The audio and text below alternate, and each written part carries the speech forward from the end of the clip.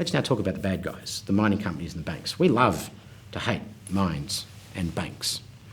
No company in the world, I would say, no organisation in the world, I would say, has done more to empower women and girls throughout Asia Pacific than ANZ Bank. Providing not just the microfinance loans and the mortgages, but the financial literacy training on how to do this, to which some in the left wing criticise ANZ and say, oh, they're just trying to expand their market. To which I respond, what, by empowering women and girls to take the small business loans and mortgages that we take for granted? What's wrong with that? Really? Oh, they just want to train them so they pay back the loan better. Yeah?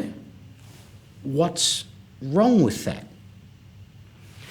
Rio Tinto is responsible for 21% of the adult employment in the South Gobi region. Yes, there are challenges. Yes, there's some environmental concerns about the mine, but it's the greatest improvement in employability and therefore breaking poverty that South Gobi has seen.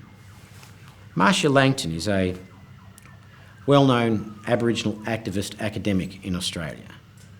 And when you ask her which government program has done the best to bring Aboriginal youth out of poverty in Australia since European settlement, she'll say it wasn't a government program. It was Rio Tinto.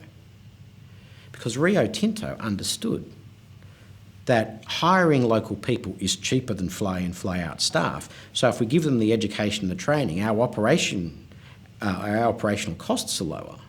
Therefore, our profitability will be increased, but the local people are getting employment and breaking cycles of poverty. Is that bad?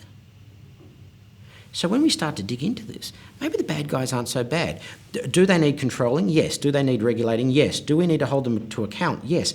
But we should regulate, control and hold to account the non-for-profit world too, to the same ruthless standards, perhaps stronger ruthless standards than we do the for-profit sector. So my message is this. The good guys aren't always good. Let's pat them on the back when they're good, but let's hold them to account when they're bad.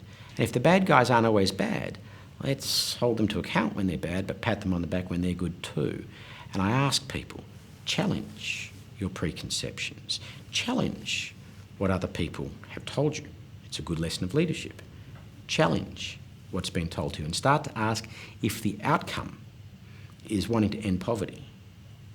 And if the only way to sustainably end poverty is through long-term, well-regulated, sustainable employment, how can you do that if you don't involve the private sector?